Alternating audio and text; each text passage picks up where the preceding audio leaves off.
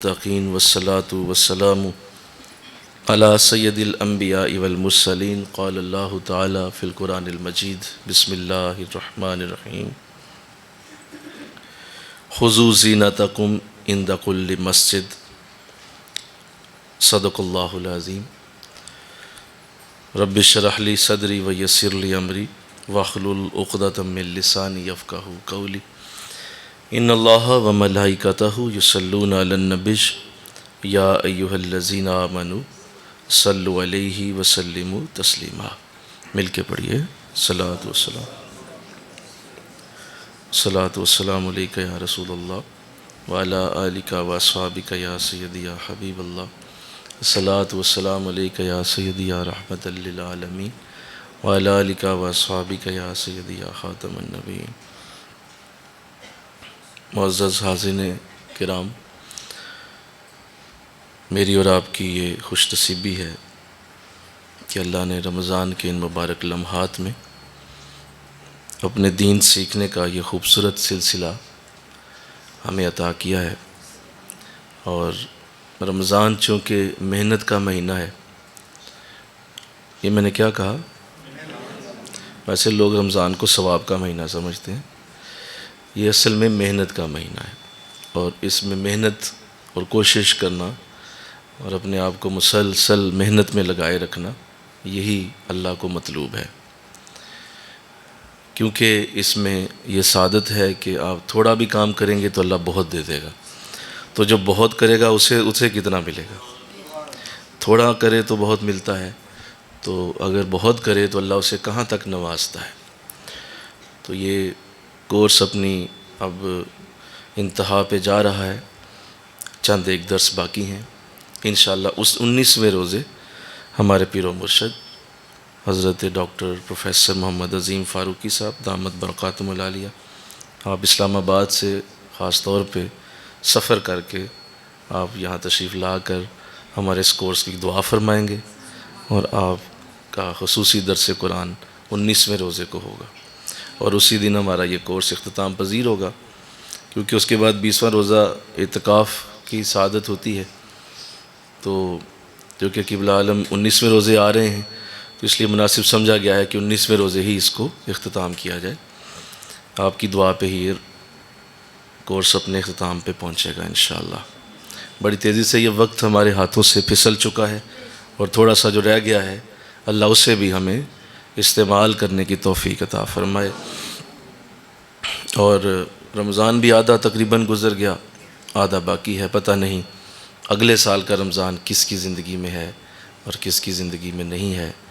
بہت سارے لوگ آج میرے سامنے بیٹھے ہوئے ہیں، ہو سکتا ہے ان میں سے کوئی اس وقت نہ ہو، تو لہٰذا یہ کوئی پتہ نہیں ہے کہ کون سا رمضان ہمارا آخری ہو۔ تو اللہ باقی دنوں میں بھی برکت عطا فرمائے، اور ہم یہ جو عظیم سعادت لے رہے ہیں، محنت کر رہے ہیں، کوشش کر رہے ہیں، اللہ اسے قبول فرمائے۔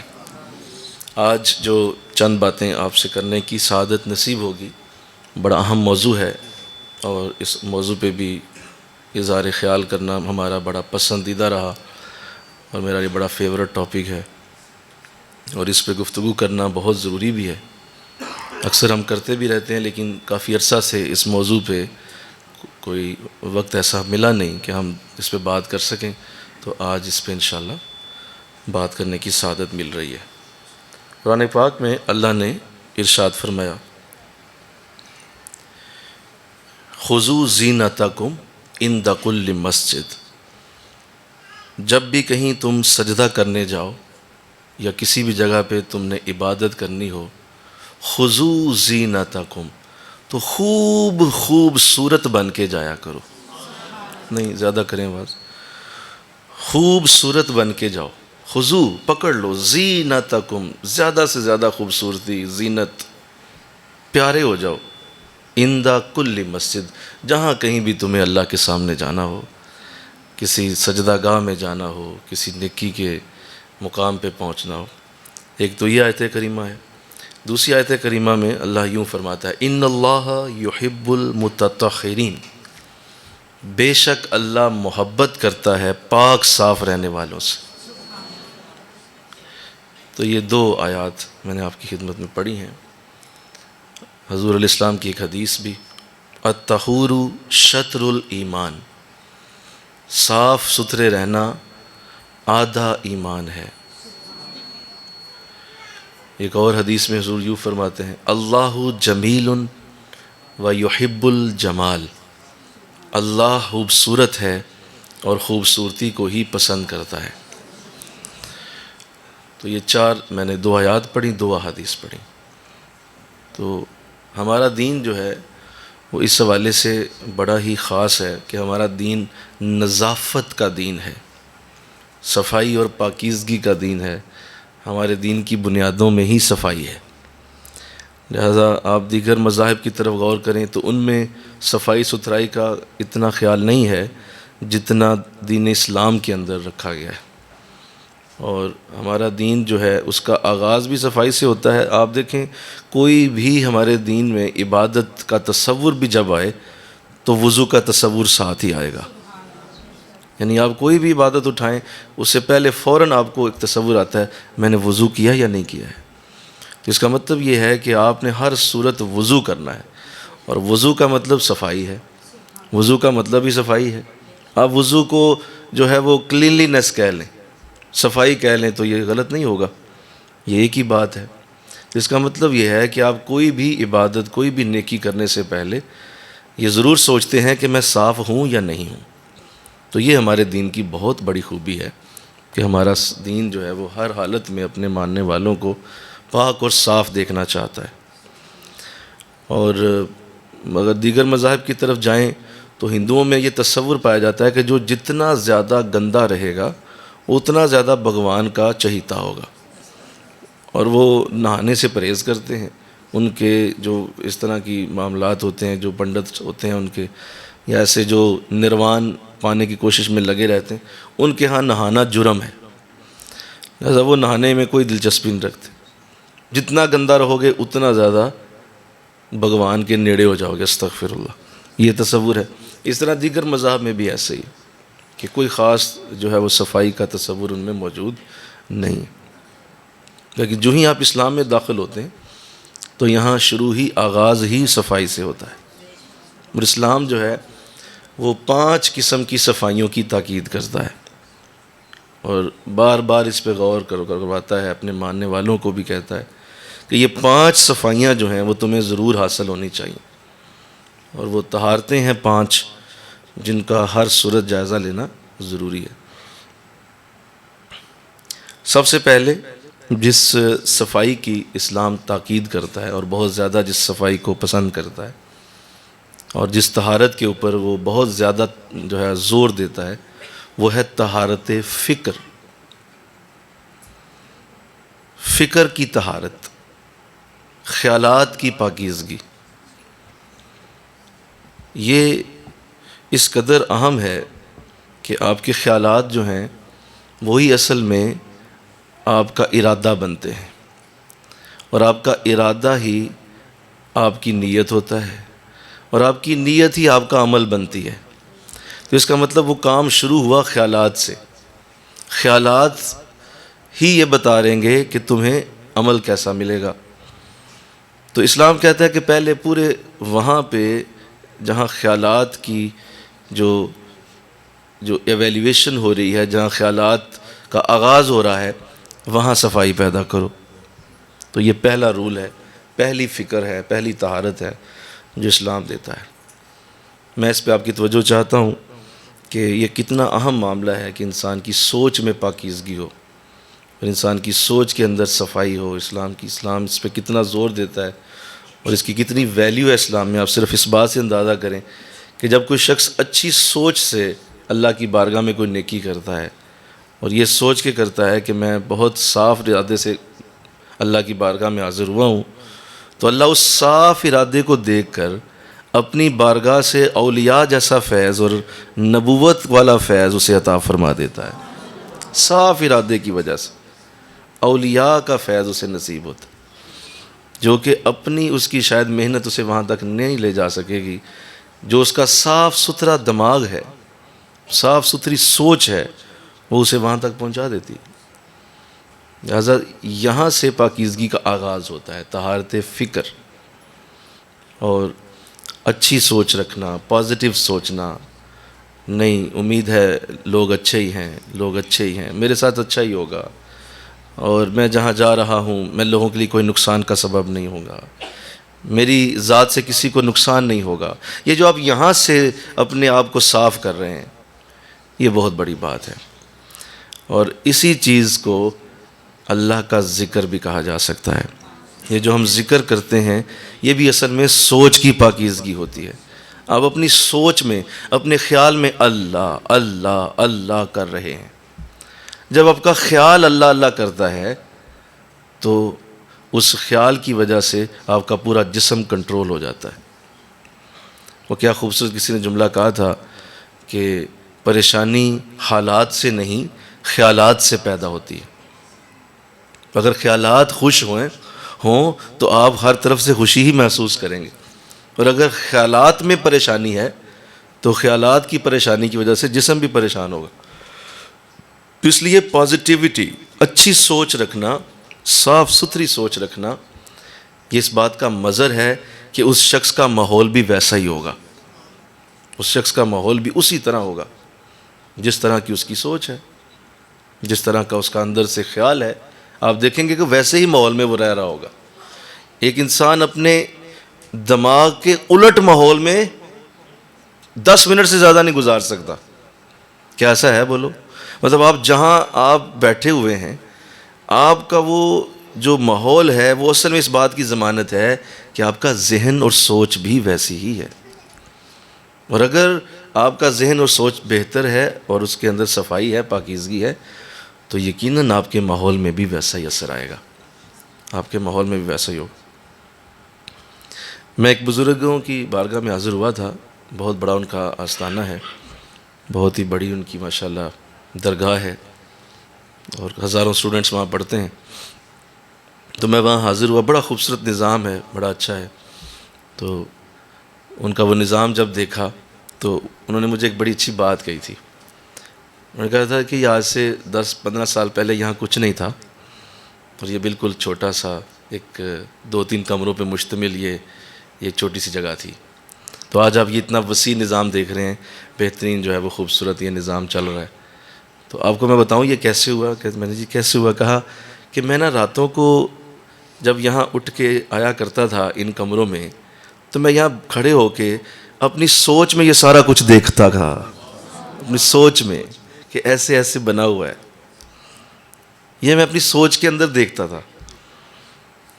اور آج جب میں اس سوچ کو اپنے سامنے فزیکل حالت میں دیکھتا ہوں تو مجھے خوشی ہوتی ہے. یہ اصل میں میرے دماغ کے اندر، میری سوچوں میں یہ چیز چلتی تھی کہ ایسے ایسے ہوگا. تو اس سے یہ پتہ چلا کہ آپ اصل میں ساری چیزیں سوچ سے ہی پیدا کرتے ہیں، اور آپ کی سوچ ہی آپ کو ان چیزوں کی طرف لے کے جا رہی ہوتی ہے جو آپ کی آئندہ زندگی میں ہونے والا ہے، جو آپ کی آئندہ زندگی میں پریکاشنز پہلے سے آ رہے ہیں، وہ یہاں سوچ کے اندر ڈیولپ ہو رہے ہوتے ہیں. لہٰذا آپ نے آئندہ دنوں کو اگر آپ نے دیکھنا ہے تو ابھی دیکھ لیجئے اپنے دماغ میں جو آپ دیکھ رہے ہوں گے انشاءاللہ وہی آگے ہوگا، اسی طرح ہوگا. لوگ اس بات کو سمجھ نہیں پاتے. لہذا طہارت فکر جو ہے وہ بہت ہی کام کی چیز ہے. اگر آپ صحیح طرح اپنی فکر کو صاف اور پاک رکھنے میں کامیاب ہو جائیں، کوئی بری چیز آپ کے قریب آ ہی نہیں سکتی، کوئی بری چیز آپ کے پاس پھٹک نہیں سکے گی، کیونکہ آپ کی سوچ ہی ویسی نہیں ہے. بھائی وہ کیا برے لوگوں کے لیے لوگوں نے ایک جملہ بولا ہوا ہے کہ جو ٹھگ ہوتا ہے اسے 10 گھر چھوڑ کے بھی ٹھگ مل جاتا ہے، اور جو برا ہوتا ہے وہ 7 گھر چھوڑ کے بھی برے کو دوست بنا لیتا ہے، کیونکہ اس کی سوچ ہی وہاں جا کے ملتی. یہ ہو ہی نہیں سکتا کہ اگر آپ کی سوچ پازیٹیو ہے آپ کے قریب کوئی نیگیٹو آ جائے، اور آپ نیگیٹو ہیں اور آپ کے قریب کوئی پازیٹیو آ جائے. ایسے بولیے نہیں ہو سکتا، یہ ممکن نہیں. آپ اپنے حالات کے خود کریٹر ہیں. آپ کو اللہ نے اتنی قوت دی ہوئی ہے، اللہ نے انسان کو اتنا مضبوط بنایا ہوا ہے کہ آپ اپنے حالات کے خود کریٹر. ابس ہے شکوائے تقدیر یزداں، علامہ اقبال نے کہا تم تقدیر یزداں کا شکوہ کرتے ہو، میرے رب نے مجھے کہاں پیدا کر دیا، یہ مجھے کس گھر میں بھیج دیا، یہ مجھے کیا زندگی مل گئی ہے، یہ مجھے کیوں اس طرح کیا گیا، ابس ہے، کہا فضول ہے، شکوائے تقدیر یزداں، تو خود تقدیر یزداں کیوں نہیں ہے؟ تو خود ہے تقدیر یزداں، اٹھ اور اپنے ہاتھ سے اپنے خیالات کے اندر وہ چیزیں لا اور ان پہ عمل شروع کر دے۔ آپ دیکھیں، میں ایک بات کروں، بڑی اہم بات، آپ دیکھیں، سوچیں ذرا میری اس بات کو، آپ کے سامنے میں بات رکھنے لگا ہوں۔ جو آپ نے واقعی اپنی زندگی میں سوچا تھا، کیا وہ آپ نے حاصل نہیں کر لیا؟ ذرا غور کریں، سوچیں ذرا۔ میں تو سامنے قرآن رکھ کے بتا رہا ہوں، جو میں نے سوچا تھا میں نے اسے حاصل کر لیا ہے، اور جو اب سوچ رہا ہوں وہ بھی حاصل ہو جائے گا۔ آپ بھی سوچ لیں، ابھی اپنا انالیسز کریں، ذرا پیچھے جائیں، کچھ سالوں پیچھے چلے جائیں، غور کریں، دھیان دیں، جو آپ نے سوچا تھا آپ یہ ڈگری کریں گے، یہ ادارہ ہوگا، فلاں میں جاؤں گا، فلاں میری یہ سوچ ہے، فلاں میرا مقصد ہے، فلاں میرے حضرت کے ساتھ تعلق ہوگا، فلاں ایسے ہوگا، ایسے کروں گا، ایسے کروں گا، جو آپ نے صحیح سوچا، کیا اللہ نے دے نہیں دیا ہوگا؟ دے دیا۔ اور جو آپ ابھی نہیں لے پائے، اصل میں آپ نے اس پہ سوچا ہی نہیں ہے، آپ نے اس پہ کوئی سوچ نہیں لگائی، پلاننگ نہیں کی آپ، اور اس کو پلاننگ کو صحیح طرح سے آپ نے سوچ میں لایا ہی نہیں ہے آپ، تو پھر وہ نہیں ملے گی۔ یہ بڑی چیز ہے جی، طہارت فکر، میں اس پہ گھنٹوں گفتگو کی میری اگر اجازت دیں تو ہو جائے، یہ بہت پیاری چیز ہے، اور ہمیشہ اپنی طہارت کو، فکر کی طہارت کو بار بار رینیو کیا کریں، انشاءاللہ بار بار رینیو۔ آج میری سوچ میں کیا چل رہا ہے، آج میری سوچ میں کیا چل رہا ہے، آج میری سوچ، آپ جتنا پازیٹیو سوچتے جائیں گے آپ کے جسم اور روح کے اوپر اس کا اثر جائے گا، آپ کے جسم اور روح اسی اثر سے مستفید ہوں گے۔ اور یہ قرآن کیا ہے؟ دا بک آف پازیٹیوٹی۔ یہ قرآن کیا ہے اصل میں؟ یہ پازیٹیوٹی کی کتاب ہے، اس میں کوئی نیگیٹو چیز ہی نہیں ہے، ہر چیز پازیٹیو ہے، لہذا جو اس کو پڑھے گا وہ بھی پازیٹیو ہوتا جائے گا۔ قرآن پاک کر دیتا ہے اسے، کیوں؟ قرآن افیکٹ کرے گا اس کی سوچ کو۔ اور حضور کیا بدلنے آئے تھے؟ ذرا بتاؤ، حضور سوچ ہی تو بدلنے آئے تھے، اور اس کا اظہار حضرت فاروق اعظم نے کیا۔ یار تھوڑی سی ذرا میری آواز، اس کا اظہار حضرت فاروق اعظم رضی اللہ تعالیٰ عنہ نے کیا۔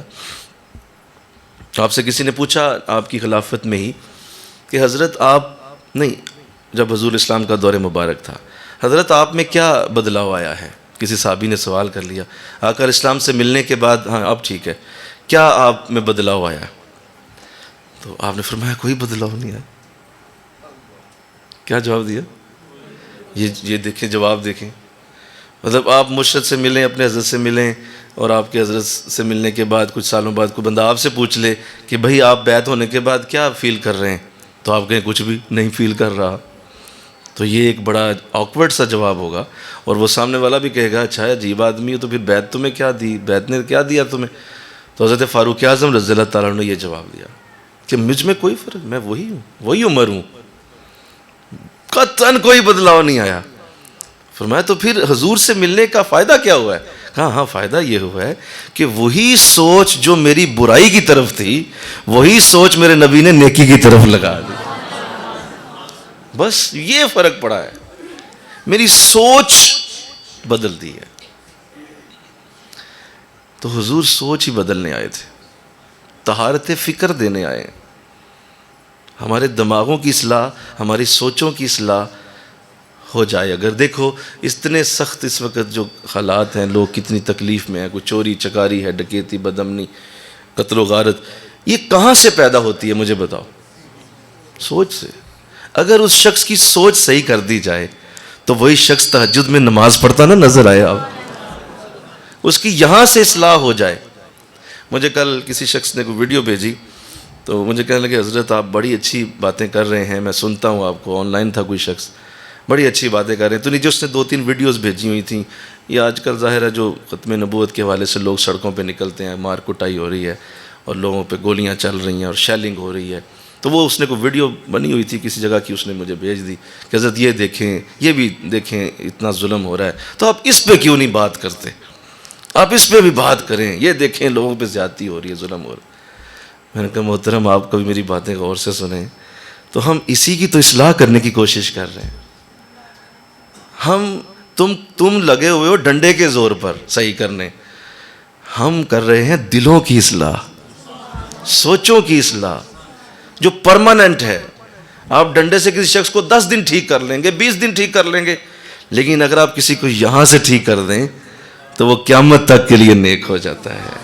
میں نے کہا محترم آپ غلط سمجھ رہے ہیں، ہمارا جہاد اس سے بھی بڑا ہے.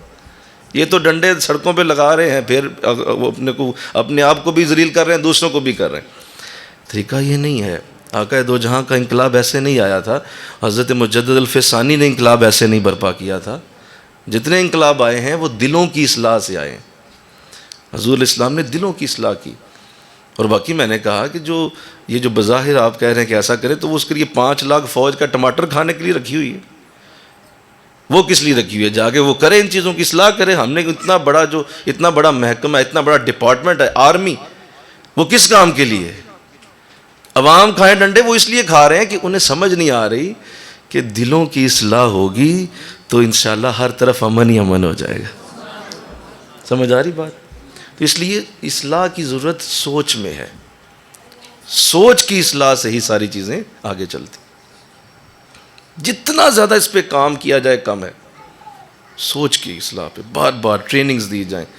بار بار یہ جو ہم بیٹھ کے بھی ذکر کر رہے تھے، یہ کیا ہو کیا رہا تھا؟ ذرا بتاؤ سارے، مجھے ذرا بتاؤ یار. یہ سوچ کی اصلاح ہو رہی تھی. کبھی کہہ رہا تھا بھائی یہ قلب پہ کریں، اب روح پہ لے جائیں، اب سر پہ لے جائیں، اب جو ہے وہ یہ آپ ذرا سانس. یہ کیا کر رہے ہیں ہم؟ یہ ٹریننگز ہیں، یہ سوچ کو اصلاح میں لے کے جاتی اللہ. تو اسی لیے حضرت مجدد الفسانی رحمۃ اللہ علیہ، آپ کی یہ بات بڑی اعلیٰ ہے اور میں اس پہ بڑی توجہ چاہوں گا آپ کی. آپ اس کو سمجھ لیں اگر تو بڑی اعلیٰ ہے آپ کی بات. آپ فرمایا کرتے تھے کہ اپنے شاگردوں کو جو تمہارے پاس ہیں، جو تمہارے پاس بیٹھے ہوئے ہیں، ان پہ رحم کرو یار. ہوا یہ کہ کسی خلیفے کا آپ کو علم ہوا کہ وہ پتہ چلا کہ وہ 100 رکعت نماز پڑھاتا ہے مریدوں کو. پتہ چلا کہ وہ بلا لیتا ہے مریدوں کو اور رات ساری کھڑا رکھتا ہے 100 رکعت نیک بنانے میں لگا ہوا ہے، اور انہیں جو ہے وہ 6 سپارے اکٹھے پڑھا دیتا ہے. اور بھی اسی طرح دیگر اور کہتا ہے جی یہ مہینے میں 1.25 لاکھ بار فلاں بھی پڑھ کے لاؤ، اور اتنا فلاں چیز. تو وہ کسی نے آپ کو خبر دی کہ حضرت آپ کے خلاف خلفاء میں سے کچھ یہ عمل ہیں، تو آپ نے اسے خط لکھا اور آپ نے فرمایا خدا کے لیے اپنے بچوں پہ رحم کرو، اپنے بچوں پہ رحم کرو، یہ نہ کرو، یہ طریقہ نہیں ہے. انہیں نمازیں اتنی نہ پڑھاؤ، انہیں نمازوں کا اتنا عادی نہ بناؤ، انہیں تسبیحوں کا اتنا عادی نہ بناؤ، انہیں تم اتنا زیادہ چلے وظیفوں پہ نہ لگاؤ، انہیں زیادہ ذکر کرواؤ، انہیں ذکر کا مزہ دو، انہیں ذکر کی طرف لے آؤ، انہیں ذکر کی مجالس میں بٹھاؤ. ہاں ذکر میں 2 گھنٹے بٹھاؤ، اجازت ہے. ذکر میں لمبا وقت دو، خود بھی بیٹھو، انہیں بھی کرواؤ. کہا حضور اس سے کیا ہوگا؟ کہا اس سے یہ ہوگا، اس سے دل پاک ہو جائے گا. جب دل پاک ہو جائے گا تو اس کا ایک بار اللہ کہنا ناپاک دل کے 1,000,000 بار اللہ دل کہنے سے بہتر. ایک بار وہ لفظ اللہ کہے گا پاک دل والا. تو کہاں جائے گی بات؟ کہا بیٹا ان کی اصلاح اس طرح نہ کرو، انہیں ذکر زیادہ کرو. جب یہ ذکر زیادہ کریں گے تو ان کی سوچوں کی اصلاح ہوگی، ان کے فکر ٹھیک ہو جائیں گے، ان کے ذہنوں کی اصلاح ہو جائے گی. اللہ کا نام ہے نا، مل کے کہو سبحان اللہ. اللہ کا نام ہے اور اللہ کے نام میں بڑی برکت، بے حد و حساب ہے. تو لہذا طہارت فکر اسلام بہت زور دیتا ہے اس میں. اور میں ایک حدیث اس پہ عرض کر دوں. آقا اسلام نے ارشاد فرمایا، طہارت فکر دیکھیے. آقا اسلام نے فرمایا، سنیں اے میرے صحابہ، زنا ہاتھوں سے بھی ہوتا ہے، زنا کانوں سے بھی ہوتا ہے، زنا آنکھوں سے بھی ہوتا ہے، کانوں سے بھی ہوتا ہے، جسم سے بھی ہوتا ہے. یہ سارے اعضاء زنا کر سکتے ہیں، لیکن ایک زنا ایسا ہے جو ان سارے زنا سے بڑا ہے. فرمایا حضور سب کچھ تو ہو گیا، آنکھ کان زبان جسم پورا زنا میں چلا گیا، تو حضور اب آگے اس سے بڑا کیا ہو سکتا ہے؟ فرمایا وہ ہے دل کا زنا. کیا ہے بولو، سارے بولو. دل کا زنا ہے. تم ایک چیز تک تمہارا ہاتھ نہیں جا سکا، تمہارے کان نہیں سن سکے، تم اسے دیکھ بھی نہیں سکے فزیکلی، لیکن دل ہی دل میں تم اسے دہراتے ہو، سوچتے ہو، بار بار اس کو رڑکتے ہو، اس کو آنکھیں بند کر کر کے سوچتے ہو۔ فرمایا یہ دل کا زنا ہے۔ اور آگے سنو، فرمایا حضور نے ایک زنا کوئی اگر جسم سے کرے تو وہ ایک ہی رہتا ہے، اگر کوئی دل سے کرے تو وہ 70 زنا کے برابر ہے۔ اب مجھے بتائیں یہ حضور کیا کہہ رہے ہیں؟ طہارت فکر، سوچ کی اصلاح، تمہاری سوچ میں یہ چیز نہ جائے کہیں، تمہاری سوچ کے اندر یہ چیزیں نہ چلی جائیں، انہیں نکالو۔ فرمایا ایک بار تم نے اندر سوچا، اندر دل میں اس کو لائے تو وہ 70 درجے پہ جائے گا، یعنی 70 بار کسی نے جسم کے ساتھ یہ عمل کیا ہو تو ایک بار دل میں ایسا کرنے سے اتنا ہی گناہ اور اتنی ہی نوست پیدا ہوتی۔ تو اس سے آپ طہارت فکر کا اندازہ کریں کہ یہ کتنی اہم چیز، کہ اس کی کتنی ویلیو ہے اور کتنا اس کے اوپر ورک کرنا چاہیے، کتنا اس کے اوپر کام کرنا چاہیے۔ پازیٹیو سوچنا، پازیٹیو دیکھنا، پازیٹیو چیزوں کی طرف نظر رکھنا تاکہ خیالات میں گندگی نہ پیدا ہو، خیالات میں پاکیزگی رہے۔ انشاءاللہ کہتے ہو؟ اللہ توفیق دے، اپنے خیالات پہ خود کنٹرول کرو۔ یہ کوئی وظیفہ نہیں ہوتا اس کا، بس یہی ہے کہ آپ نے خود ہی کنٹرول کرنا ہوتا، اس کو بار بار دیکھنا ہوتا ہے۔ نہیں، یہ خیال مناسب نہیں، یہ خیال مناسب نہیں، یہ تو میرے نبی کا کرم، مل کے کہو سبحان اللہ، یہ تو میرے نبی کا کرم۔ پچھلی امتوں میں ایسا نہیں تھا، پچھلی امتوں میں یہ تھا کہ اگر کوئی گندا خیال بھی دل میں لاتا تو اس کے لیے بھی گناہ لکھ دیا جاتا، ابھی کیا نہیں، لکھ دیا جاتا کہ اس نے یہ کر دیا ہے، اور جب وہ کرتا تو دوبارہ لکھا جاتا۔ حضور نے اللہ کی بارگاہ میں ہمارے لیے جو رحمت لے کے آئے ہیں آپ، اس میں سے ایک یہ بھی ہے، فرمایا اللہ نے میری امت کے خیالات کو معاف کر دیا ہے، میری امت کے خیالات پہ گرفت نہیں ہے، لہذا میری امت میری وجہ سے یہ رحمت اور کرم لے گئی ہے کہ میری امت کے خیالات کے اوپر گرفت نہیں۔ اللہ دیکھتا بھی ہے، ان خیالات کو پوری طرح سے دیکھ رہا ہوتا ہے، لیکن اس پہ گناہ نہیں ہوگا۔ ہاں جب کوئی کر دے گا تو گناہ لکھا جائے گا، خیالات کے اوپر کوئی گناہ۔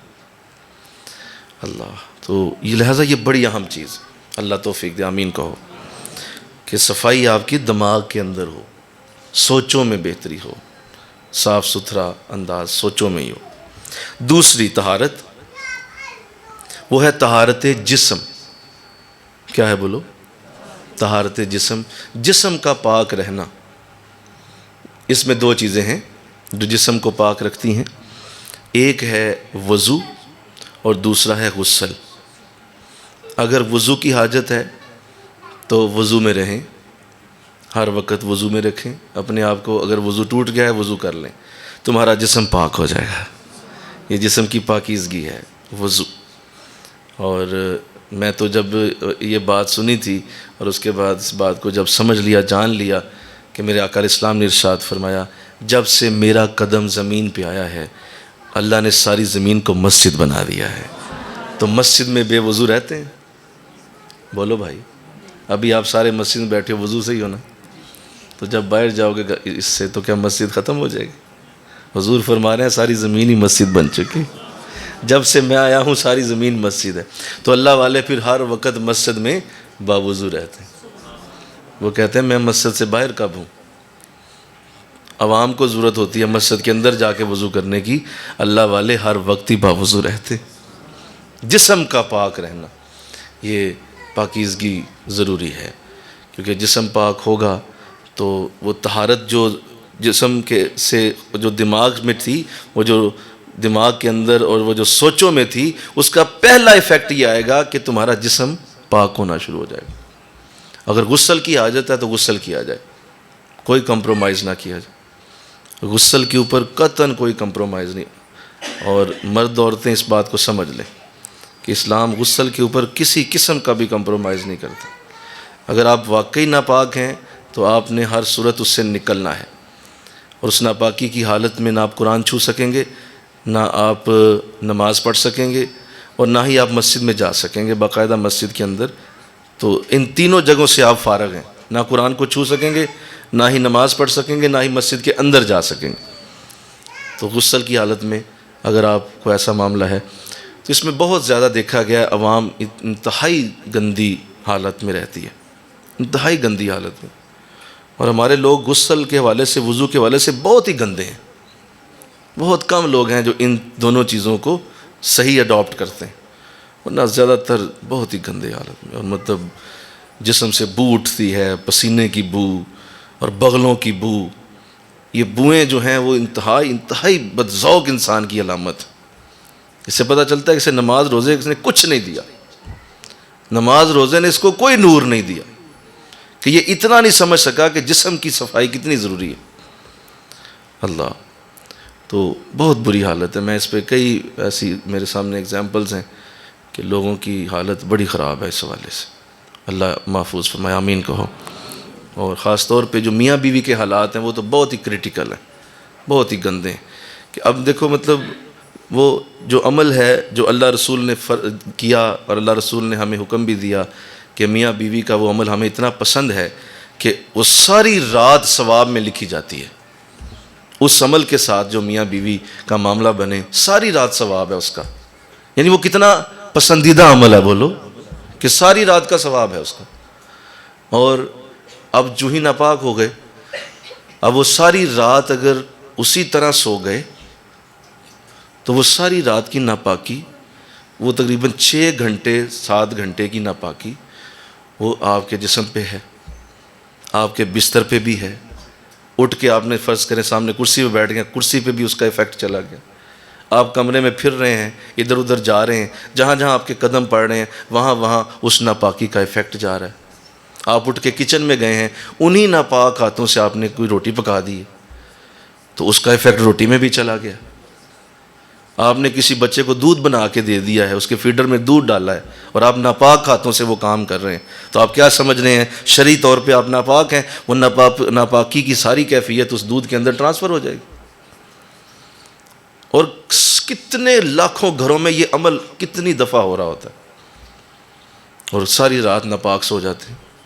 یہ آقا دو جہاں کا طریقہ نہیں تھا. حضور اسلام فوراً وضو فرما لیا کرتے تھے. کیا کرتے تھے جی؟ وضو کرتے تھے. اور آپ کی زوجہ بھی وضو فرماتی تھیں، اور پھر آپ سو جاتے. تہجد سے پہلے آپ غسل فرماتے. یہ آپ کا طریقہ مبارکہ ہے. فوراً غسل کرنا بیماری ہے، اور اس پہ سائنس بھی منع کرتی ہے. فوراً غسل نہیں کرتے ہیں، نہ کرنا چاہیے. وضو کیا جائے تاکہ وہ پاکی کی حالت، جسمانی پاکی کی حالت حاصل ہو جائے، اور وہ جو اندر روح کی ناپاکی ہے وہ پھر غسل سے دور ہو جائے گی. جسمانی طور پہ آپ پاک ہو جائیں، وضو کر لیں. تو اب دیکھیں کتنے، اور پھر اس کا ایفیکٹ بچے پہ، ساتھ جو لیٹا ہوا ہے اس بچے پہ ضرور جائے گا. وہ باں باں کرے گا، رونا شروع ہو جائے گا.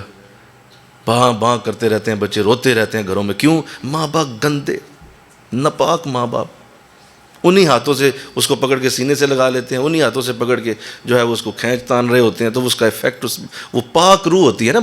بچہ اصل میں ایک مقناطیس کی طرح ہوتا ہے، ایک میگنیٹ ہے وہ. تو اس میگنیٹ نے وہ کھینچ لیا ہے.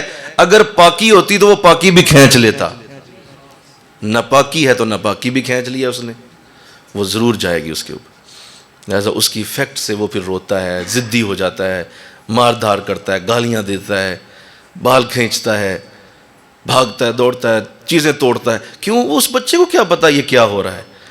اس سے کروایا جا رہا ہوتا ہے.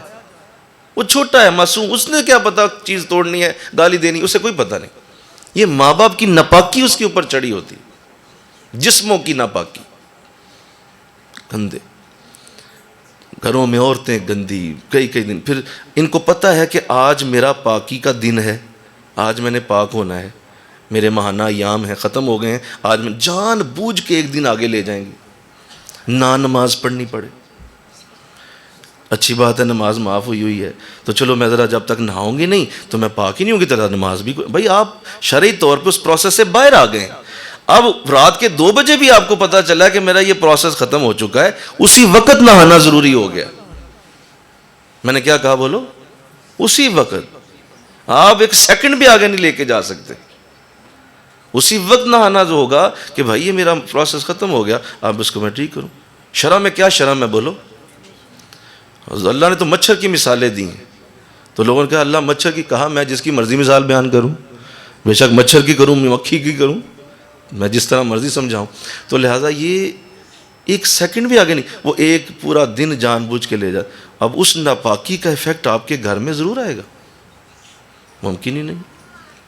میں نے ایسی خواتین دیکھی کہ اللہ انہیں سلامت رکھے اور اللہ ان کو آج جنت میں جگہ دے، وصال کر گئی ہیں. انہیں کثرت سے آقا دو جہاں کی زیارت ہوتی تھی، اور میں ان کے جنازے پہ جب شامل ہوا تو مجھے یاد ہے میں نے ان کے جنازے کو جب کندھا دیا تو مجھے یوں لگا جیسے پھولوں کو میں نے کندھا دیا. وہ میری بڑی پیاری ہی تھیں، وصال کر گئی ہیں. کثرت سے آقا علیہ السلام کی زیارت انہیں ہوتی تھی. تو ایک بار میں نے ان سے پوچھا تھا، میں نے کہا تھا آپ کی کوئی کیوں، کس طرح آپ اس دن بھی آپ بتا رہی تھی حضور کی زیارت، پھر آج بھی بتا رہی ہیں، پھر اس سے پہلے بھی بتایا، اتنی کثرت سے آقا آپ پہ کرم کرتے ہیں، اس کی کوئی وجہ کیا ہے؟ آخر آپ کون سا عمل کرتی ہیں؟ تو فرمانے لگی نہیں کوئی خاص نہیں، بس عام سا ہی ہے جو آپ کرتے ہیں میں بھی وہی کرتی ہوں. درود شریف بہت پڑھتی ہوں، اور ویسے بھی جو مجھے پتہ ہے جو شرعی طور پہ چیزیں ہیں میں پوری کرتی ہوں. رزق حلال پہ پورا دھیان ہے، حرام کی طرف نہیں جانے دیتی، اپنے آپ کو بھی بچوں کو بھی، اور بھی چیزیں. میں کہ نہیں یہ نہ مجھے بتائیں، یہ مجھے پتہ ہے، آپ مجھے کوئی اندر کی بات بتائیں کہ ایسا کون سا عمل ہے جو آپ مسلسل. اللہ، تو انہوں نے مجھے پھر یہ بات سنائی. انہوں نے کہا جی میری حضرت عادت یہ ہے کہ جن دنوں میں ناپاک ہوتی ہوں میں ان دنوں بھی ایک دن میں 5 نمازوں کا وضو کرتی ہوں. نماز کا ٹائم ہوا ہے، نماز تو نہیں پڑھنی، لیکن کیا کیا؟ سارے بولو، تھک گئے ہو مجھے لگ رہا ہے، یہ تھکے ہوئے ہو. وضو کر لیتی، مغرب ہوئی ہے تو وضو کر لیتی، عشاء ہوئی ہے تو وضو کر لیتی. حالانکہ نماز نہیں پڑھنی، حالانکہ نماز تو ان دنوں میں معاف ہے. میں نے کہا حضرت، میں نے کہا بس سمجھ آ گئی، میں محترمہ اس عمل کی وجہ سے آقا آپ کو زیارت کرواتے ہیں، یہ ہے آپ کا عمل. آپ کو یاد ہوگا حضرت بلال رضی اللہ تعالیٰ عنہ حضور کی خدمت میں حاضر ہوئے. سنو یہ بات، تو آقا علیہ السلام نے ارشاد، سنو کتنی ضروری ہے جسم کی طہارت. تو حضور کی خدمت میں کہا بلال کیا بات ہے یار، آج کل کوئی خاص عمل ہے، کوئی خاص تم نے عبادت شروع کی ہوئی ہے؟ کہا نہیں میرے آقا، میری جان آپ پہ قربان، ایسی کوئی بات نہیں، آپ کے سامنے ہی ہوں، سارا دن آپ کی خدمت میں گزرتا ہے، میں کوئی چھپا ہوا ہوں، کوئی الگ سے کہیں جاتا ہوں؟ نہیں، میں کوئی ایسی عبادت نہیں کرتا، آپ کے ساتھ ہی ہوں، نماز جو آپ کو پڑھاتے ہیں میں ہی پڑھ لیتا ہوں. کہا نہیں بلال کوئی خاص ہے عمل آج کل، تم آج کل کچھ کر رہے ہو، کچھ خاص عمل ہے؟ کہا حضور، کہا سوچو. سوچ کے بتایا، کہا ہاں یا رسول اللہ آپ نے بہت زیادہ صفائی کی تاکید کی ہے. تو پہلے میں صرف ڈھیلا استعمال کرتا تھا، جب میں طہارت کے لیے جاتا تھا واش روم وغیرہ کی طہارت کے لیے، تو میں اس وقت ڈھیلا مٹی کا استعمال کرتا تھا اور صفائی کر لیتا تھا. لیکن جب آپ نے بہت زیادہ صفائی کی تلقین کی تو میں ساتھ پانی بھی لے جاتا ہوں اور پانی بھی ساتھ استعمال کرتا ہوں، ڈھیلا بھی کرتا ہوں اور پانی بھی کرتا ہوں. فرمایا بلال مبارک ہو، جب سے تم نے یہ عمل شروع کیا ہے اللہ کی بارگاہ سے تیرے لیے سلام آ رہا ہے، اللہ تجھے سلام بھیجتا ہے. تو میں اس لیے پوچھا کون سا کام شروع کر دیا ایسا کہ بلال کو سلام آ رہا ہے؟ پانی استعمال کرتے اللہ. تو یہ طہارت جسم، اللہ اس کی توفیق دے، آمین کہو. اسی طرح مردوں کا بھی معاملہ ہے کہ ذرا سا بھی ایسا معاملہ بنا ناپاک ہو گئے تو اس کے لیے کوئی پھر اس کے بعد دوسری دلیل نہیں. سردی بہت ہے، ٹھنڈ بڑی ہے، شام کو کروں گا نہاؤں گا. بھائی شام کو کہ وہ سارا دن اس کی جو نوسط آپ کی رزق پہ جانی ہے، کرب پہ جانی ہے، وہ بہت بڑی ہے، فوراً اس کے لیے غسل کرنا ہوگا. لہذا غسل کی حاجت ہو تو اس کے لیے کوئی اسلام کمپرومائز نہیں کرتا. انشاءاللہ کہہ دو یہ جسم کی طہارت ہر صورت حاصل کی جائے، اپنے تمام جسم کے معاملات کو صفائی پہ رکھا جائے، اعلیٰ بہترین. میں کہتا ہوں جو چاہے استعمال کریں، پرفیوم لگائیں آپ، وہ کیا اور بھی نام ہوتے ہیں یار، وہ فریشنر ہوتے ہیں، کیا نام ہے وہ، جو باڈی فریش ہوتے ہیں، باڈی سپرے ہوتے ہیں، کچھ بھی یوز کریں، بو کا نام و نشان نہ ہو جسم کے اندر. یہ ہے اصل جو ہے وہ اسلام. اور جب آپ اتنا ہی کریں گے، آپ نے ہلکا سا وہ باڈی سپرے لگایا ہے، اسلام کہہ رہا ہے تیرا آدھا ایمان مکمل ہو گیا. الطہور شطر الایمان، آدھا ایمان آپ کا باڈی سپرے لگانا ہے، لو نوٹ کر لو، باقی آدھے ایمان میں تمہاری نماز روزہ حج زکوٰۃ تسبیح درود سجدے رکوع ہیں۔ حضور فرما رہے ہیں آدھا ایمان پورا ہوگا۔ تو یہ ہے طہارت جسم، قطعاً ایسا نہ ہو۔ اور آقا علیہ السلام اس بات کو سخت ناپسند کرتے تھے، اگر صحابہ مسجد میں آتے اور اگر کسی کے پسینے کی بو اٹھ رہی ہوتی تو حضور بہت سخت پیش آتے تھے۔ آپ فرماتے تھے یہ کیا تم نے اپنی حالت بنائی ہے؟ اور آپ کی حدیث ہے، فرمایا فرشتوں کو تکلیف ہوتی ہے، فرشتوں کو درد ہوتی ہے تمہارے اس طرح، وہ بو جو اٹھتی ہے اس سے فرشتے تکلیف میں آ جاتے ہیں، تو تمہیں شرم نہیں آ رہی؟ کیوں ایسے بنے ہوئے؟ ایک صحابی کو دیکھا کہ وہ مسجد میں آئے ہیں، تو مسجد میں آئے تو نماز پڑھ رہے تھے، تو اتفاق سے دیکھا بال الجھے ہوئے ہیں، جسم کے بال الجھے ہوئے ہیں اور کپڑے بھی ذرا اسی طرح کے ہیں۔ تو آپ رک گئے، انہیں دیکھا نماز وہ پڑھ رہے تھے، آپ رک گئے، انتظار کیا کہ ذرا نماز سے فارغ ہو لے۔ نماز سے فارغ ہوئے تو اٹھ کے انہیں سلام بھی کی، جانے لگے اپنے کام پہ جہاں پہ جا رہے تھے۔ حضور نے روک لیا، فرمایا صحابی یہ اپنی حالت کیا بنائی آپ؟ یہ کس طرح کی حالت؟ یہ آپ کے بال کیوں ایسے ہیں؟ اسپیشل روک کے پوچھا، آپ نے بالوں کو کنگھی کیوں نہیں کی؟ یہ داڑھی شریف کیوں الجھی ہے؟ یہ ایسا انداز کیوں ہے؟ فرمایا حضور بس وہ جب سے آپ نے اللہ کی محبت دی ہے، اللہ کی محبت میں ہوش ہی کوئی نہیں رہا، ہوش ہی کوئی نہیں، اپنا ہر وقت اللہ کی یاد ہی ہوتی ہے، تو لہذا اپنا دھیان رکھنا حضور میرے لیے ذرا تھوڑا سا آج کل مشکل ہوا ہے، اپنی طرف توجہ ہی کوئی نہیں، توجہ ہی اللہ کی طرف رہتی، ہر وقت اللہ ہی کی سوچ، اللہ ہی کی فکر، اللہ ہی کا دھیان میرے آگے چل رہا ہوتا ہے۔ تو فرمانے لگے، جب آقا علیہ السلام نے یہ فرمایا تو صحابی نے عرض کی حضور یہ معاملہ ہے، تو آقا علیہ السلام سخت جلال میں آ گئے۔ کیا ہوا بولو؟ جلال میں، جلال میں آئے، رحمت للعالمین جلال میں آئے۔ یہ کیا؟ کس نے تمہیں کہہ دیا ہے کہ بال کولجنے سے اللہ ملتا ہے؟ کس نے تمہیں کہہ دیا داڑھی شریف ایسی ہو تو اللہ مل جائے گا؟ کس نے تمہیں کہہ دیا کپڑے ایسے مسلے ہوں گے تو اللہ مل جائے گا؟ کس نے تمہیں یہ بتا دیا ہے کہ ایسی حالت اللہ کو پسند ہے؟ مسجد نبوی میں تم آئے ہو، میری مسجد میں تم آئے ہو اور تمہاری حالت ایسی ہے۔ اور فرمایا دیکھو صحابی، میں تم سب سے زیادہ اللہ کے قریب ہوں، میری قربت تم سب سے زیادہ ہے، وہ میرے قریب ہے، میں اس کے قریب ہوں، اور مجھے دیکھو ہر وقت سجا سنورا رہتا ہوں، ہر وقت سونا رہتا ہوں، ہر وقت پیارا لگتا ہوں۔ مجھے تم آ جاؤ، دن میں دیکھو پیارا لگوں گا، رات کو دیکھو پیارا لگوں گا، دوپہر میں آؤ پیارا لگوں گا، پچھلے شامی آ جاؤ میں تمہیں خوبصورت نظر آؤں، کوئی وقت ایسا نہیں۔ مجھے گھر کے اندر دیکھو، وہاں بھی خوبصورت لگوں گا، میرے کمرے میں آ جاؤ جہاں سونے رکھا ہوں وہاں بھی سونا لگ رہا ہوں، میں اپنی حالت نہیں بدلتا۔ میرے صحابی، اللہ جمیل و یحب الجمال، اللہ خوبصورت ہے اور خوبصورتی کو ہی پسند کرتا ہے۔ حضور معاف کر دیں، آئندہ نہیں ایسے ہوگا، معاف۔ تو لوگوں نے یہ ٹل پہننا اور مطلب لمبے لیٹ چھوڑ دینے اور اس طرح کے انداز بنانا اور کہنا جی بہت پہنچا آدمی ہے، جی بہت پہنچ گیا ہے، یہ تو پہنچا ہوا ہے جی، او ہو، یہ جو لمبی لٹیں ہیں اور نیچے تک ہیں اور مطلب عجیب حالات ہیں، اور جسم اور روح کے حوالے سے جو حالات، لمبے لمبے ناخن رکھ، بہت پہنچا آدمی۔ اور وہ جو دین کا درس دے رہا ہے بیچارہ اکیلا، 2-3 بندے بیٹھے ہیں، خوبصورت اس نے اپنا انداز بنایا، بہترین ٹوپی، خوبصورت کپڑے، مولوی آدمی، مولوی انہوں کی پتا پہنچا ننگا لٹیا بابا نانگے شاہ، یہ بہت بہت پہنچا آدمی، شاپر لپیٹے ہیں اس نے، اس سے دعا کراؤ۔ یہ ہماری قوم کی سوچ۔ استغفر اللہ نہیں کہتے ہو بھائی؟ استغفر اللہ بولو نا۔ یہ ہماری قوم کی سوچ ہے۔ ایسے شخص کو دور کھڑا کر کے، اور جتنے بھی ایسے ہیں ان سب کو ایک ہی گولی مار دی جائے تاکہ دوسری ضائع نہ ہو جائے، کہ ان کا کوئی تعلق دین اسلام سے نہیں، اور دین اسلام ایسا کوئی کسی قسم کا اس طرح کا حلیہ پسند نہیں کرتا۔ کوئی کچھ بھی کہے، وہ کہے کہ جی مجھے بس میں اللہ سے پیار کر، حضور سے زیادہ اللہ سے کوئی پیار نہیں کر سکتا۔ اور ہمارے لیے تم دلیل نہیں ہو، ہمارے لیے محمد مصطفیٰ دلیل ہے، حضور دلیل ہے ہمارے لیے۔ آقا نے کبھی ایسے نہیں کیا، حضور کے انداز ایسے نہیں تھے۔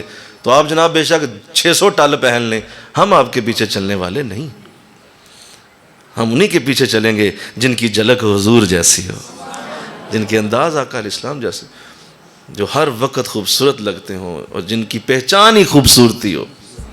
اللہ، مل کے کہو سبحان اللہ۔ تو یہ ہے طہارت جسم، جسم کا پاک رہنا اتنا ضروری۔ اللہ، آگے تیسری طہارت، طہارت لباس، کپڑوں کا پاک ہونا۔ انسان کے کپڑے جو ہیں وہ اسی میں نے عرض کر دیا سوچ کے آئینہ دار ہیں۔ جو جس طرح کا سوچ کا مالک ہوتا ہے ویسے ہی اس کے کپڑے ہوتے ہیں۔ آپ نے بدماشوں کو دیکھا ہوگا، ان کے کپڑے بتاتے ہیں وہ بدماش لوگ، کھلے کھلے کپڑے، گل میں پیچھے پھینکے ہوئے، بٹن کھولے ہوئے، وہ کپڑے بتا رہے ہیں، بندہ ٹھیک نہیں۔ تو کپڑے انسان کے لیے بڑے امپورٹنٹ ہیں۔ اور ایک عربی کہاوت ہے جو کئی 100 سالوں بعد جب بنتی ہے تو اس کے اندر بڑی زبردست بات ہوتی ہے، الناس باللباس، لوگوں کو ان کے لباس کے حساب سے دیکھو، لوگ وہی ہوتے ہیں جیسا لباس پہنتے ہیں۔ الناس باللباس، دیکھیں آپ چھپ نہیں سکیں گے، جی سن لو میری بات، آپ چھپ نہیں سکیں گے، جو آپ کا باطن ہے ویسے ہی کپڑے آپ پہنیں گے۔ آپ لچر قسم کی طبیعت کے مالک ہیں، آپ کے کپڑوں کی فٹنگ بتائے گی کہ آپ لچر طبیعت کے مالک ہیں، آپ کے کپڑوں کے ڈیزائن بتا دیں گے، اس کو آپ چھپا نہیں سکیں گے۔ آپ کتنا ہی ایک باحیا کپڑا پہننے کی کوشش کریں، لیکن اگر آپ کے انداز کے اندر لچر پن ہے تو وہ نظر آئے گا آپ کے کپڑوں سے۔ آپ کی تریزیں بتائیں گی، آپ کی قمیض کی سلائی بتائے گی، آپ کے گلے کا سٹائل بتائے گا، آپ کا بیٹھنے کے ساتھ لباس کو سمیٹنا بتا دے گا کہ آپ کتنے نیک آدمی ہیں۔ نہیں چھپ سکیں گے آپ۔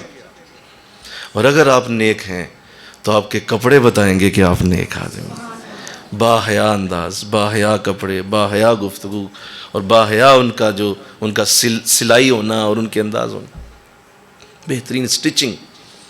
بہترین سٹچنگ ہوگی اور پتہ چلے گا یار یہ کچھ مہذب آدمی ہے جس نے کپڑے پہنے ہوئے۔ اللہ، تو یہ بڑا اہم ہے جی، بڑی اہمیت ہے اس کی۔ اور اس ضمن میں ایک بڑا مشہور واقعہ آتا ہے، مجھے نام محو ہو گیا، بہت بڑے اللہ والے ہیں، ابھی یاد آ جاتا ہے۔ وہ کسی دعوت پہ انہیں بلا لیا گیا، بادشاہ نے بلایا، شیخ سعدی رحمۃ اللہ، انہوں نے بلایا، بادشاہ نے تو کہا حضرت آپ میری طرف تشریف لیں، آج رات کھانا میرے ساتھ کھائیں، آپ مہمان آئیں گے، کچھ آپ کی زیارت ہو جائے گی، بزرگ ہیں، میری خدمت کی توفیق ہوگی، حضور آپ تشریف لائیں۔ تو حضرت جو ہیں وہ آپ فرماتے ہیں میں نے قبول کر لی، اور میں وقت جب مقرر آیا تو جس مصروفیت میں تھا میں، کچھ لوگ بیٹھے ہوئے تھے، ان سے گفتگو چل رہی تھی، تو اچھے کپڑے تھے، مناسب تھے، لیکن میں نے کہا کہ چلو اب کیا بدلنے ہیں، ٹھیک ہے مناسب ہیں، چلتے ہیں۔ لیکن چونکہ وہ بادشاہ کی مجلس اور بادشاہ کے پاس ظاہر ہے لوگ زرق برق خوبصورت اعلیٰ قسم کے کپڑے پہن کے، تو آپ اسی طرح سادے الفاظ میں ہی لباس میں وہاں چلے گئے۔ اور جب دروازے پہ پہنچے تو شیخ سعدی رحمۃ اللہ علیہ آپ اپنی ملفوظات میں سے لکھتے ہیں کہ مجھے دربان نے اندر نہ جانے دیا۔ اس نے کہا حضرت آپ کون ہیں؟ جی بابا جی۔ اسے سر سے پاؤں تک پہلے دیکھا تو کہا بیٹا میں مہمان خصوصی ہوں، مجھے آپ کے بادشاہ نہیں بلایا۔ کہا نہیں آپ بڑی معذرت کے ساتھ آپ کوئی اور لگ رہے ہیں مجھے، کچھ اس نے لفظ بھی ایسے بولے جو مناسب نہیں ہے۔ کہا نہیں آپ جھوٹ بول رہے ہیں، خبردار سائڈ پہ ہو جائیں، ادھر ہو جائیں، پیچھے سے مہمان آ رہے ہیں۔ آپ نے 2-4 بار کہا لیکن اس نے سننے کو تیار ہی نہیں تھا۔ آپ سمجھ گئے، اسی طرح اپنی سواری واپس مڑی، گھر گئے، نیا لباس نکالا، بہترین زیب تن کیا، نوامہ نیا پہنا، 2-4 شاگرد ساتھ لیے، انہیں بھی کہا اچھے کپڑے پہنو یار، بہترین کپڑے پہن۔ تو جب پہنچے وہاں تو ابھی سواری دور ہی تھی، تو اسی جو دربان نے دیکھ کے تو نعرے لگانا شروع کر دیے، زندہ باد زندہ آباد شیخ سعدی زندہ باد۔ حضرت قریب سے گزرے اسلام کیا تو وہ حیران بھی ہوا کہ یہ تو بابا وہی تھوڑی دیر پہلے آیا ہوا تھا۔ تو لیکن آپ مسکرا کے نکل گئے، اندر چلے گئے۔ اندر پہنچے تو جا کے بیٹھے، بادشاہ کے پاس ملاقات ہوئی، کھانا شروع ہوا تو آپ فزیکلی اپنے کپڑوں کو پکڑ کے تو سالن میں ڈبو رہے ہیں، یہ سالن کے اندر، تو ساتھ کہہ رہے ہیں کھا اب اسے، کھا اب اسے، تیری دعوت، کھا اسے۔ تو وہ بادشاہ کا حضور کیا کرے، اتنا اچھا کپڑا خراب کر دیا، گھی لگ گیا سارا۔ حضرت یہ کیا کریں؟ کہا حضور کیا عرض کروں، تھوڑی دیر پہلے بھی آیا تھا, کسی نے اندر ہی نہیں آنے دیا, پھر کپڑے بدلے ہیں تو آیا ہوں. تو یہ میری دعوت کاہے کی ہے؟ یہ میرے کپڑوں کی دعوت ہے. تو اس لیے کہہ رہا ہوں اب تو ہی کھا اسے, میں تو نہیں کھاؤں گا, میری دعوت ہی نہیں. تو حضرت میں آج سمجھ گیا ہوں بادشاہ سلامت کہ ہماری اوقات بھی کپڑوں سے ہی ہے, اور کپڑے ہی ہمیں اللہ کی بارگاہ میں مقبول بناتے ہیں. اور اللہ کو یہ بڑے پسند ہے کہ تم اپنے کپڑوں کا بہت خیال رکھو. صاف ستھرے کپڑے پہننا یہ حضور اسلام کا طریقہ مبارک تھا. اور آپ فرمایا کرتے تھے بے شک نیا نہ ہو لیکن صاف ہو, بے شک نیا نہ ہو صاف ہو, داغ نہ ہو اس پہ, کوئی ایک داغ بھی تمہارے کپڑوں پہ نظر آئے, یہ حضور کو پسند نہیں. تو لہٰذا ہمیشہ اس کا خیال رکھیں. قیمتی کپڑا پہننا شرط نہیں ہے, روزانہ نیا پہننا شرط نہیں ہے, بلکہ صاف ستھرا پہننا شرط ہے. اور حضور غوث اعظم رضی اللہ تعالیٰ عنہ جیسا انداز آ جائے تو کیا ہی بات ہے, مل کے کہو سبحان اللہ. روزانہ نیا عبایا پہنتے تھے, نئی عبا پہنا کرتے ہر روز. بادشاہ وقت کو بھی اس جیسی عبا میسر نہیں ہوتی تھی جو حضور غوث اعظم زیب تن کرتے تھے. اور جب شام ہوتی کسی مریض کو بتایا بیٹا ادھر آؤ, عبا اتارتے, یہ تمہیں تحفہ دیتا ہوں لے جاؤ. وہ جو ہے وہ چھلانگے مارتا ہوا بتاتا حضرت نے مجھے اپنی عبا دے. اگلے دن نئی عبا آتی ہے آپ کے لیے, اسے پہن. شام ہوتی کہا بیٹے ادھر آؤ, یہ لے جاؤ. اس طرح کا معاملہ بھی تھا. تو مل کے کہو سبحان اللہ. یہ ہے الناس باللباس, تمہارا انداز وہی ہے جیسے تمہارے کپڑے. ہمیشہ اس کا خیال رکھو. اپنے بچوں کے کپڑوں کا خیال رکھو, اپنے انداز میں ایسے رکھو کہ نہیں ہم شریف لوگ ہیں, شریفوں کے کپڑے شریفوں جیسے ہی ہوتے ہیں, ہر صورت اس پہ کوئی کمپرومائز نہ کرو. اللہ. اور اسی طرح لباس کے اندر جو آپ کے گھر کے اندر جو چیزیں ہیں وہ بھی لباس میں ہی شامل ہوتی ہیں, جیسے مصلی ہے. اچھا جی میں ایک بات بتاؤں آپ کو, گھر کے اندر سب سے گندی ترین چیز مصلی ہوتی ہے. آپ غور کریں, کئی مہینے سے مصلی نہیں دھلتا, کئی مہینے لوگ نہیں دھوتے. میں ایک جگہ نماز پڑھنے گیا, پچھلے دنوں کی بات ہے, گھر میں گیا مطلب دعا کرنے گیا تھا, تو نماز کا وقت ہو گیا تو میں نے کہا نماز پڑھنی ہے, تو انہوں نے مصلی مجھے دیا. سچ بتاتا ہوں میں نے سجدہ کیا, میرا ناک ہی پھٹ گیا خدا کی قسم, اتنی بدبو آئی اس میں سے. میرا جی چاہا اور میرا وضو ٹوٹ گیا, کیونکہ آقا اسلام نے فرمایا کہ, اور فقہا نے لکھا, فقہ میں موجود ہے کہ اگر نماز کے سجدے میں تمہیں ایسی ناگوار بو آئی ہے جو تمہارے دل کو متعفن کر گئی ہے تو نماز بھی ٹوٹ گئی ہے, وضو بھی ٹوٹ گیا اس سے. میں نے اسی وقت اٹھا اور میں جا کے میں نے کہا جی بڑی اس کو نہیں میں نے کچھ کہا, میں نے کہا اوہو میں نے وضو کرنا ہے یار. حضرت آپ نے تو نماز شروع کر لی. اور میں کوئی بات نہیں, اور میں وضو کیا دوبارہ, اور پھر میں نے اسے کہا یار کچھ چادر چودر دے دو. اس کو پتہ نہیں میں نے چلنے دیا. میں شرمندہ, کبھی کسی کو شرمندہ نہ کریں, یہ ذہن میں شرمندہ نہیں کرتے کسی کو. تو کپڑا میں نے کوئی اور بچھا کے تو نماز. ہمارے گھروں میں سب سے گندی چیز مصلی ہوتی, کئی مہینوں سے ویسے اے مصلی ہے پھر کی پیار ہوئے, اس کے اوپر دھیان ہی نہیں ہوتا. اور اس کے بعد دوسرے نمبر پہ جو سب سے گندی چیز ہوتی ہے وہ جو آپ کے بیڈ پہ چھاڑ پڑا ہوا ہے, جو اس کی شیٹ ہے, بیڈ شیٹ ہے, وہ بھی بڑی گندی ہوتی. کئی دن وہ پڑی رہتی ہے, اسی پہ دھبے لگے ہوئے ہیں, پیشاب اسی پہ, گندی چیزیں بچوں نے کھائی ہیں وہ بھی وہیں پہ, جیم لگا ہوا ہے, کیچپ لگا ہوا ہے, اور اسی طرح وہ بیڈ شیٹ بچھی ہوئی ہے, اور اسی پہ جناب سو رہے ہیں اور کہتے ہیں مجھے رات کو جن کیوں نظر آتے ہیں, اور کیا تمہیں فرشتے نظر آئیں. جس بیڈ شیٹ پہ تم سو رہے ہو وہ اتنی گندی ہے, اور وہ جو بستر ہے, وہ جو بیڈ ہے, وہ جو گدا ہے, اس کے اوپر بچوں نے پیشاب کیا تھا, وہ اندر ہی جذب ہو گیا ہوا ہے. اور کتنی بار وہ پیشاب اندر گیا ہوا ہے, چھوٹے بچے پیشاب کر دیتے ہیں تو وہ اندر چلا گیا ہوا ہے, وہ وہیں پہ گاند کے اوپر پیشاب کے اوپر ہی روز سو جاتا ہے. وہ کہتا نہیں سوکھ گیا ہوا ہے, وہ سوکھ گیا ہے, وہ اس کی ساری نوست اندر ہے اس کے. جب تک وہ پانی نہیں پھرے گا وہ اس وقت تک وہ پاک نہیں ہوگا, وہ ناپاک, وہ جو بیڈ ہے وہ ناپاک ہے. تو کئی دنوں سے ایسے بستروں پہ لوگ سوتے ہیں, اور وہ چٹائیاں وہ جو آپ کے کمرے میں بچھی ہوئی ہیں, وہ جو کارپیٹ آپ کمرے میں بچھا ہے, اس کا ذرا اٹھا کے نیچے دیکھو, وہ لپ مٹی ہے اس کے نیچے, اور اسی کے اوپر نماز پڑھ رہے ہیں آپ. وہ لپ مٹی, گند پھنسا ہوا ہے اندر, اور وہ جو چھاڑ پڑے ہوئے ہیں آپ کے الماریوں کے اندر, وہ بھی کئی مہینوں سے گندے ہیں. تو نہیں کرتے لوگ اس کا خیال. یہ سب کچھ طہارت لباس میں آتا ہے.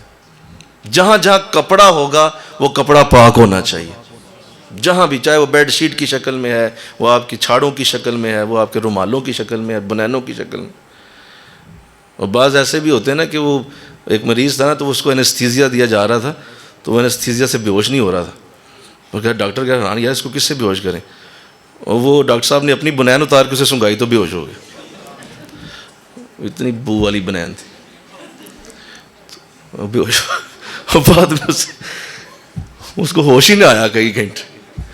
آپریشن ہو کے بھی ختم ہو کے بھی 2 گھنٹے اوپر چلے گئے، بعد میں سے ہوش آیا. تو بات ہنسانے کے لیے کر رہا ہوں. تو لہٰذا اس قدر لوگ جو ہیں وہ اس حوالے سے گندگی کا شکار. پھر کہتے ہیں ہمارے گھروں میں رونق نہیں ہے، سکون نہیں ہے، ہمارے گھروں میں امن نہیں ہے. اہلیہ میری ساری اللہ رحمتیں ہماری اہلیہ پہ اتارے. اس قدر میں نظافت کے حوالے سے میں تو ایسی عورت دیکھی نہیں زندگی میں. یعنی اس لیے نہیں کہہ رہا میری اہلیہ ہیں، مطلب نہیں دیکھی بھائی، واقعی نہیں دیکھی. مطلب وہ جو سائڈ پہ جو ٹیبل لیمپ پڑا ہوا ہے اس پہ بھی روز ٹاکی پھرے گی. ٹیبل لیمپ کے اوپر گرد کیوں ہے؟ حد ہو گئی. صفائی. ابھی کل وہ گیلری صاف ہو رہی تھی جناب، چڑھایا ہوا تھا بچوں کو گیلری کے اندر مانجو. میں گیلری اوپر ہے، اوپر کیا کرنا ہے، گیلری بھی صاف ہونی چاہیے، گیلری کو صاف کر. کیا یار، تو محبت خود ہی آتی ہے، برکت خود ہی آتی ہے، ایمان خود ہی مکمل ہو جاتا ہے. تو یہ ہے طہارت لباس. پھر ہے طہارت مکان. چوتھی طہارت بولیے مکان. جس کمرے میں آپ سوتے ہو، جس گھر میں آپ رہتے ہو، اس کی طہارت کسی صورت بھی نہ چھوڑیں. آپ آقا دو جہاں کے کمرے کا کبھی نقشہ دیکھیں تو آپ کا دل خوش ہو جائے. ہر چیز ترتیب میں، ہر چیز ترتیب میں. کسی چیز میں بے ترتیبی نہیں تھی حضور کے کمرے میں. اور آپ اس قدر اس کا خیال رکھا کرتے تھے کہ آپ کا بستر بچھا ہوا، آپ کے جوتے مبارک پڑے ہوئے، ساتھ لاٹھی پڑی ہوئی، آپ کی جو ہے وہ سلائی پڑی ہوئی جو آنکھوں میں آپ لگاتے تھے، سرما دانی پڑی ہوئی، تیل مبارک پڑا ہوا، کنگھی شریف پڑی ہوئی. ترتیب ہوتی تھی بہت زیادہ، ہر چیز اچھی ترتیب میں. اور خود آپ رکھا کرتے تھے، آپ کے اندر خود اس ترتیب کی بہت بڑی برکت تھی. لہٰذا حضور طہارت مکان کے حوالے سے بھی بہت زیادہ آپ جب وہ تاکید فرمایا کرتے ہیں کہ جہاں تم رہتے ہو، جس کمرے میں سوتے ہو، جس گھر میں تم رہتے ہو، اس کو صاف رکھو. اس کی ایک ایک نکر کو دھو لیا کرو، ایک ایک نکر کو بار بار صاف کیا کرو. تمہارے گھر میں برکت ہی برکت اترتی. یہاں پہ حال یہ ہے کہ الماریوں کو آپ کھول کے دیکھیں تو ایک جراب جو ہے وہ گراج میں پڑی ہوگی، ایک جراب ٹی وی لان میں پڑی ہوگی. جراب لبدے پھرو سارا دن. کیا مطلب، آپ جس گھر میں رہتے ہیں آپ اسی کو سنوار نہیں سکتے تو آپ نے دنیا کو کیا سنوارنا ہے؟ آپ نے اپنے ماحول کو کیا سنوارنا ہے؟ جس کمرے میں آپ رہتے ہیں. میں کیا اس دن جملہ پڑھا بھی تھا، آپ سے سنایا بھی تھا آپ کو کہ اگر تم زندگی میں بہت بڑا کام کرنا چاہتے ہو تو صبح اٹھو اور اپنا بستر جھاڑ لو. مل کے کہو سبحان اللہ. مجھے بڑا مزہ آیا پڑھ کے کہ آپ بہت بڑا کام کرنا چاہتے ہیں یا اپنے بچوں سے کروانا چاہتے ہیں، انہیں بستر جھاڑنا سکھائیں، انہیں بستر کو صحیح کرنا سکھائیں کہ یار سیدھا کرو، یہ چادر ٹھیک کرو، یہ صحیح کرو، چادر یہ ٹھیک ہونی چاہیے. وہ بہت بڑا کام کر جائے گا. چادر انہوں سیدھا کرنی نہیں آندی تو اس سے آپ جو ہے وہ ملوں کی ملیں اور کارخانے چلوانا چاہتے ہیں. اپنے بچوں میں یہ چیزیں پیدا کرنی پڑیں گی. ترتیب انشاءاللہ. یہ ہے طہارت مکان. اس کے بعد آخر میں آتی ہے جو طہارت علاقہ، محلہ. سارا کچھ پکڑا، سارے گھر کا گند پکڑا، دروازے کے آگے رکھ دیا. تو گلی کی دی، گلی بھی تو ہماری ہے، وہ محلہ بھی تو ہمارا ہے. وہ سارا گند وہیں پڑا ہوا ہے. وہ جناب موٹر سائیکل گزر رہے ہیں، وہ گاڑیاں گزر رہی ہیں، اس گند سے وہ لبڑ رہی ہیں اور اندر جا رہی ہیں. پھر وہ لوگوں کے گراجوں میں چلی جاتی ہیں گاڑیاں، وہ گند اندر ٹرانسفر ہو رہا ہے. تو وہ طہارت گلی، طہارت علاقہ بھی ہمارے اوپر ہی لازم ہے. وہ سارے کا سارا گند وہ آپ نے سمیٹ کے ایسی جگہ رکھنا ہے جہاں پہ کسی اور کو اس کی تکلیف نہ ہو. ہر صورت اس کو بھی سمیٹنا ہوگا. اور یوں ہر گلی پاک ہوگی، ہر شہر پاک ہوگا اور پورا ملک پاک ہو جائے گا. یہ شروع ہوتا ہے یہاں سے، یہاں سے شروع ہوگا، پھر یہ آپ کے جسم پہ جائے گا، پھر یہ آپ کے کپڑوں پہ جائے گا، پھر آپ کے کمرے میں جائے گا، پھر آپ کے گھر میں جائے گا اور پھر آپ کی گلی میں جا کر پورے گھر کو، پورے ملک کو پاک کر. یہ ہے طہارت اور یہ اسلام کی بنیادوں میں ہے. اور اسی سے ایک نیک انسان کا پتہ چلتا ہے. ایک نیک انسان کے قریب جاتے ہی آپ کو خوشبو آئے گی، اس کے ماحول میں خوشبو ہوگی، اس کے ماحول میں محبت ہوگی، پیار ہوگی، نظافت ہوگی. آپ جو ہی مسجد نبوی میں جائیں گے آپ کو سب سے پہلے جو چیز نظر آئے گی وہ صفائی ہے. مل کے کہو سبحان اللہ. آپ کعبہ شریف آئیں گے سب سے پہلے جو چیز نظر آئے گی وہ صفائی ہے. اوہو 1.5 سے لوگ لگے ہوئے ہیں، صفائی کر رہے ہیں، دڑا دڑ مانجے پھر رہے ہیں، ویپر پھیرے جا رہے ہیں، کپڑا پکڑ کے لگے ہوئے، ہر وقت صفائی صفائی صفائی. آپ بیٹھے ہوئے اٹھا دیں گے، اٹھو صفائی ہو رہی، چلو پچ تو یہاں صفائی ہونے لگی. اس قدر صفائی. تو حضور اپنے گھر کو کتنا پاک رکھتے ہیں، آنے والوں کے لیے کتنی محبت ہے کہ یار یہاں سے کسی کو بدبو نہ آ جائے کہیں. اور پھر بعد میں وہ آ جاتے ہیں وہ خوشبو چھڑکنے والے، وہ پھیر رہے ہوتے ہیں، بعد میں جناب انہوں نے ساتھ ساتھ پمپ رکھا ہوتا ہے، وہ ساتھ ساتھ پھیر رہے ہوتے ہیں. ایون کارپیٹ کے اوپر خوشبو پھیری جا رہی ہوتی، کارپیٹ کے اوپر، کہ جو سجدہ کرے آدمی اسے بھی خوشبو آئے گلاب کی. یار کیا بات. تو یہ ہے مسجد نبوی، یہی ہے خانہ کعبہ. تو جو اس پہ عمل نہیں کر سکا اس نے کیا زندگی میں کھٹنا ہے، کیا اس نے کرنا. تو اللہ توفیق دے، آمین کہہ دو. یہ 5 طہارتیں اللہ ہمیں بدرج عطا عطا فرمائے. میں نے پوری کوشش کی ہے کہ جہاں تک ہو سکے میں اس کو عرض کر دوں، باقی بہت ساری چیزیں آپ خود سمجھیں. اللہ آپ کو اور مجھے اس طرح کی مکمل طہارت عطا فرمائے. وما علینا الا البلاغ المبین.